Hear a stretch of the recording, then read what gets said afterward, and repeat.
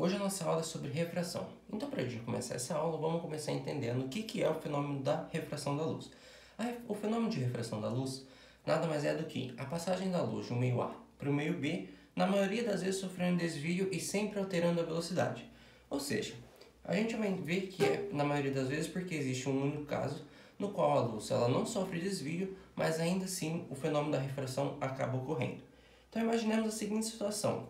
A gente tem uma superfície de separação, que é a reta azul nossa, e tem um meio ar, né?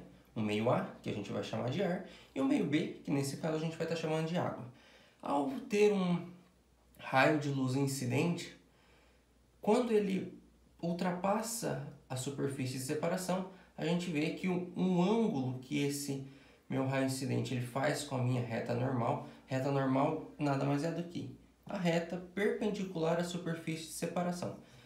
Esse ângulo ele é um ângulo diferente do meu ângulo de refração, ou seja, a luz ao passar do meio A para o meio B, ela sofre um desvio, ela não continua sua trajetória retilínea, certo? Então, algumas denominações. I nada mais é do que o meu ângulo incidente, R é o meu ângulo refratado e N é a minha reta normal, sempre perpendicular à superfície de separação dos dois meios. Então, como eu falei, a gente tem três situações diferentes, né? Então, imagina que eu tenho a seguinte situação. Situação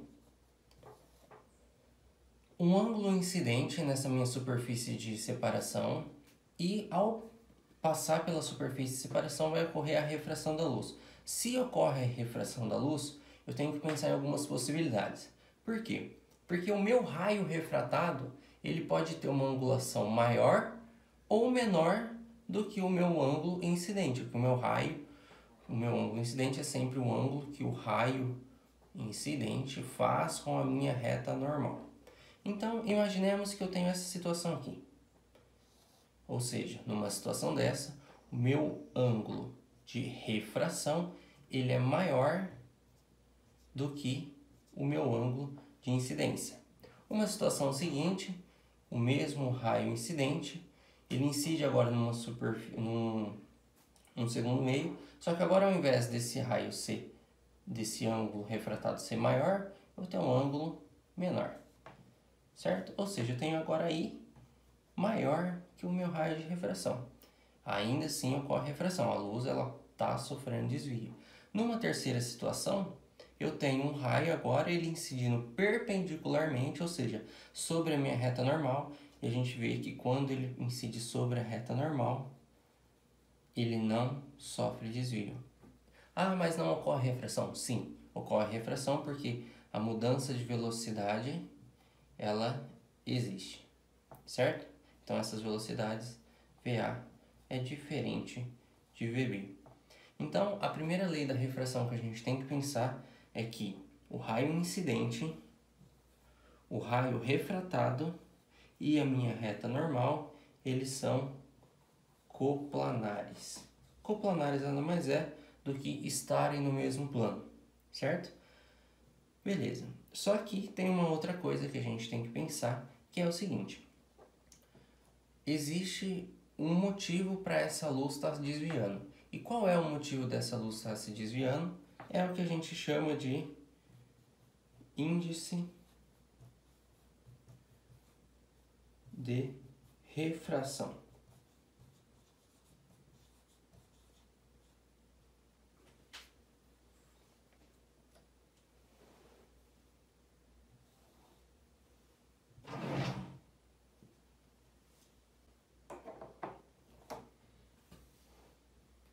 Então, índice de refração nada mais é do que a dificuldade que aquele meu raio de luz ele vai encontrar para percorrer aquele meio.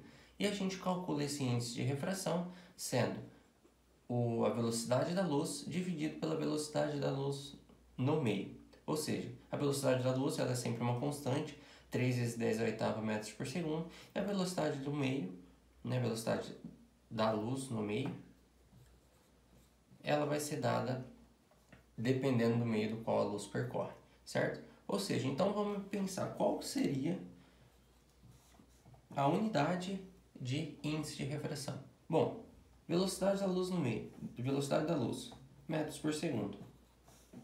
Velocidade da luz no meio continua sendo metros por segundo, logo é uma grandeza adimensional, certo? Ela não tem dimensão, então não tem como eu falar que é tanto, por exemplo, igual a temperatura que eu falo 3 graus Celsius. Não, aqui vai ser simplesmente 3, 2.1, 1.2, ou seja, ela é adimensional, não tem dimensão, certo? Entendido que é índice de refração, a gente consegue chegar na nossa famosa formulinha de lei de Snell. O que lei de Snell fala pra gente? Imagina a seguinte situação: reta normal, meio A, meio B, eu tenho um raio incidente e eu tenho um raio refratado R. Ou seja, esses ângulos de refração e incidência eles estarão diretamente relacionados com o índice de refração do meu meio. Ou seja, eu tenho um meio A, eu vou ter um índice de refração A. Eu tenho um meio B, eu vou ter um índice de refração B. Ou seja, a lei de Snell nada mais é do que o índice de refração do meio A multiplicado pelo seno do ângulo de incidência é igual ao índice de refração do meio B multiplicado pelo seno de refração do meio B, certo? Ou seja, eu costumo falar que é tudo que está de um lado, ou seja, tudo do meio A e tudo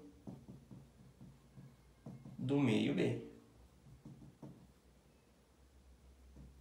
certo? Por quê? Aqui eu estou falando do ângulo que está em A e eu estou relacionando o índice de refração em A. Aqui eu estou falando do ângulo que está em B e estou relacionando o índice de refração em B, certo? Um estudo um pouquinho mais aprofundado que a gente pode fazer é saber que se a luz é uma onda eletromagnética, então ela tem uma frequência e ela tem um determinado comprimento de onda, ou seja, e tem também uma determinada velocidade, certo? E isso vai ter tanto no meio A quanto no meio B. Porém, a gente sabe já que tem alteração da velocidade porque nós estamos falando de refração. Então, refração, ela muda a velocidade da luz quando ela passa de um meio para o outro. Então, no meio A, eu vou ter uma velocidade do meio A, eu vou ter uma velocidade do meio B. A frequência não é uma grandeza que muda, a frequência sempre vai ser igual, porque a frequência depende única e exclusivamente da fonte emissora. A partir do momento que eu não estou mudando a fonte, ou seja, a luz está saindo do mesmo lugar sempre, eu não tenho uma alteração na frequência, então a frequência é igual nos dois casos. Porém, a frequência é igual, mas o comprimento de onda ele é diferente. Então, meu comprimento de onda no meio A é um, meu comprimento de onda no meio B é outro. Certo? Se ficar alguma dúvida, ficar alguma pergunta, escreve aí pra gente no Instagram, Facebook e também no YouTube, @matkin. E é isso aí.